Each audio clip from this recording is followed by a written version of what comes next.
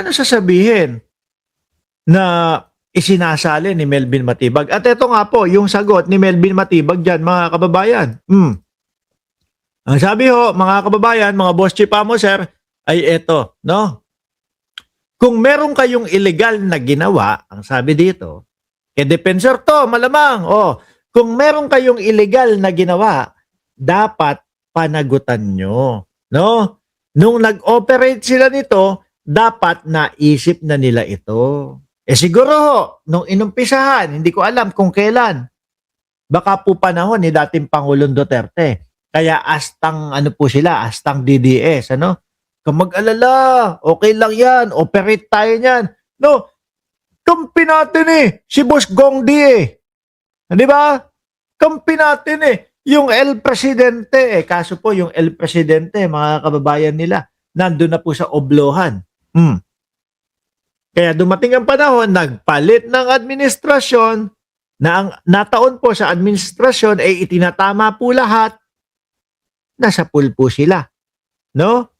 Sabi pa dito, it so happened that former Congressman Mike Defensor is so active in the political front, tapos ngayon may nangyayaring illegal, involved yung pamilya mo Iko-connect nyo, politika.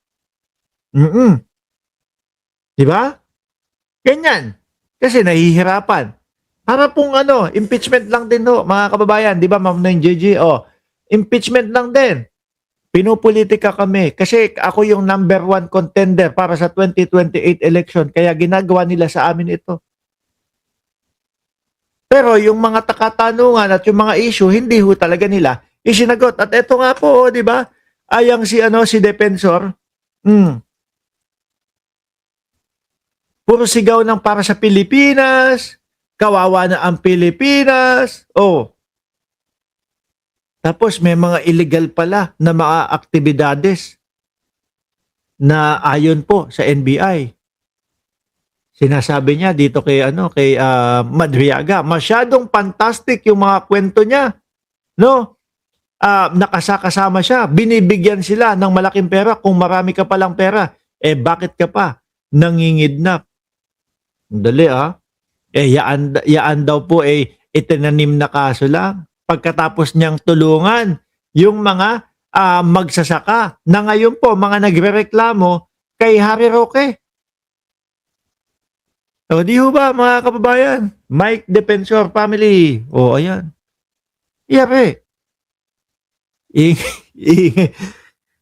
Ngayon po, sabi, ano sa'yo, ikaw lang ba marunong? Deserve mo yan? Sabi ni Hector Granados. Ngayon po mga kababayan, hindi po talaga natin maiiwasan na yung mga kapwa natin Pilipino ay isipin na kaya nag-iingay at laging nasa radar, kaya lagi po na nasa rally-rally ito pong si Defensor ay dahil po dito sa mga di umanong illegal na nangyayari ho. At ito naman po ang sagot nung SME ni Defensor, mga kababayan. Nako. Ang bigat ng kinakaharap nitong pamilya nito.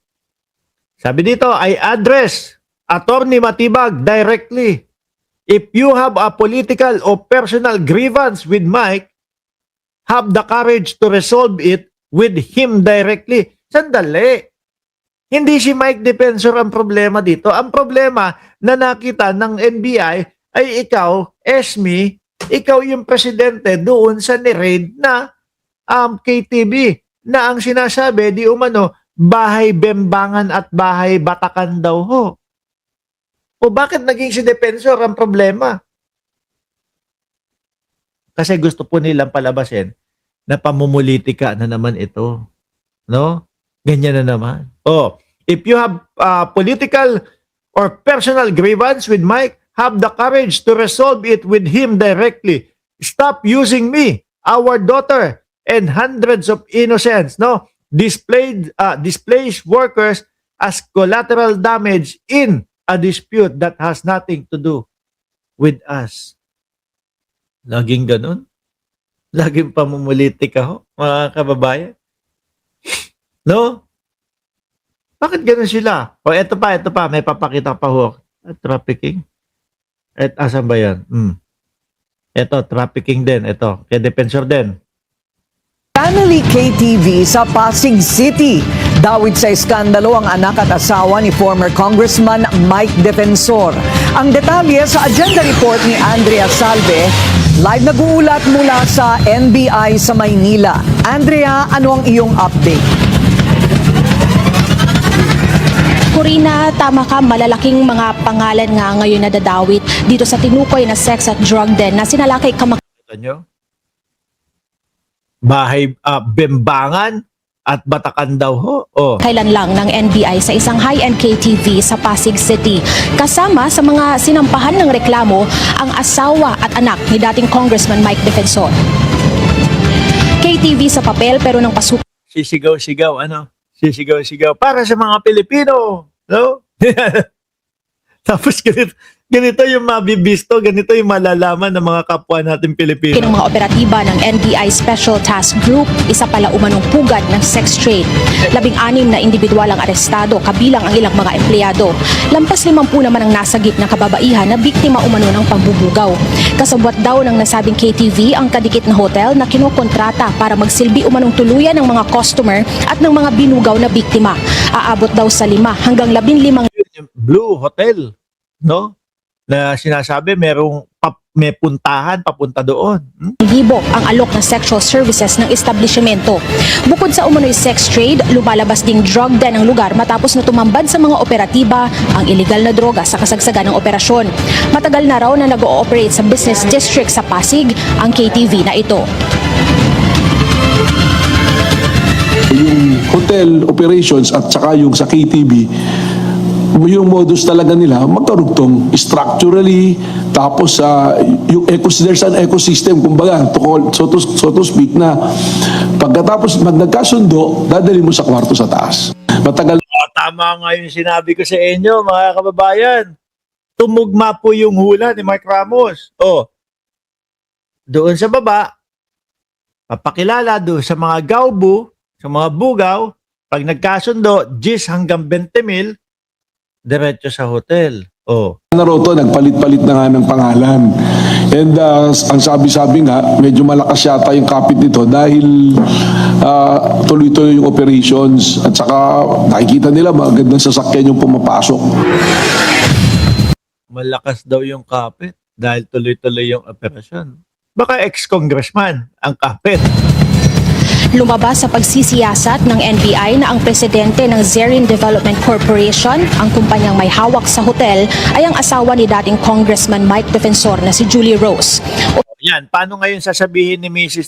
Defensor na ginagamit siya ni Melvin Matibag kung nandoon sa papeles yung mga pangalan nila na nilang mag-ina? Opisyal din daw ng naturang korporasyon ng anak nilang si Miguel Gabriel. Kabilang sila sa mga sinampahan ng qualified trafficking charges ng NBI kasama ang hindi bababa sa 5 pang mga opisyal. Sakla po yan. Pagka nasampahan at tumuloy-tuloy ho yan, mga kababayan, nako, walang bail. Pasok sa oblo ho yan. Sa kanyang pahayag, itinanggi ni Julie Rose Defensor ang umano'y koneksyon nilang mag-ina sa establishmento at sa iligal na operasyon. Tinawag pa nitong political attacks ang mga aligasyon ng NBI. Anya, kung may personal o political na reklamo sa kanyang asawa si NBI Director Melvin Matibag, hindi na sila dapat dinadamay ng kanyang anak at ang 1,000 empleyado ng korporasyon na ngayon ay apektado Pangalan niya nga yun nandun mismo eh. umano ang kabuhayan dahil sa nangyaring raid. Sinagot naman ito ni Matibag. You have to face the law, no? Kung meron kayong ginawa na illegal, dapat panagutan. Nung nag-operate sila nito, dapat naisip na nila nito. It so happened that former Congressman Mike Defensor is so active in the political fronts. Tapos ngayon, may nangyayaring illegal na involve yung pamilya mo, i-connect nyo doon sa politika. I don't think that is fair, no? Ganyan ho kasi mga DDS. Ultimo ho doon sa impeachment ng Vice Presidente. Ang lagi sinasabi nila, wala, pinupolitika kami niyan. Pero lahat po sila. Yun po yung nila. Yun po yung dahilan nila. Patuloy na iniimbestigahan ng NBI ang kaso at posible pa umanong madagdagan ang mga kakasuhan. Namang yan, ang ending nito, pagtataguin ni Defensor yan. Na umapela rin Hindi, sino naniniwala? Malamang pagtaguin ni Defensor yung mag-ina niya, mga kababayan. Taas ang kamay diyan sa comment section kung kayo ay naniniwala na pagtataguin o itatago ni Defensor yung mga anak, yung asawa at anak niya. si Matibag sa Sabihin lang, hindi, pinupolitika kasi kami. Ano? Political harassment ang ginagawa sa amin, no? Kaya itinago ko. media at sa mga vloggers na itigil na ang pagpapakalat ng mga dokumento kaugnay sa kaso, lalo't hindi raw dapat na i-expose yung pangalan ng rescued victims. Pinasisilip na rin daw niya ito sa kanyang mga ahente at posibleng ipatawag ang mga matutukoy na personalidad na nagpapakalat ng mga dokumento. Corina. Sino daw? Ay, naku, patatawag. Ang layo ng Pilipinas, Defensor, pag pinatawag nyo ako, paano? Saan ba galing yun? Galing yan, diyan kila Melvin Matibag. Andrea, sa pagkakaalam mo ba ay mayroon ng reaksyon si former Congressman Mike Defensor? Ang sinasabi, pinupolitika daw ho. No? Corina, sa panayam ni former Congressman Defensor sa mga kasama natin sa Abante, dumistansya muna siyang magkomento dahil hindi naman daw siya kasama sa mga kinasuhan. Pero sa kanyang pakiwari ay baka bahagi raw ito ng panggigipit sa kanya dahil sa nauna niyang kaugnayan sa 18 ex-Marines. Corina. Okay, so mayroon bang magsasalita sa mga na-rescue ng mga babae? 50 daw, hindi ba? So 54 na mga babae daw ho. wala bang ilalabas ang NBI na magiging parang malinaw na ebidensya na ito nga ang nangyayari sa loob ng KTV na yon? Corina, nakausap na nila yung mga biktima at posibleng nakapagbigay na rin ng mga pahayag. Pero ngayon kasi ay hindi na natin sila naabutan dahil na-turn over na sila sa proper authorities. Corina.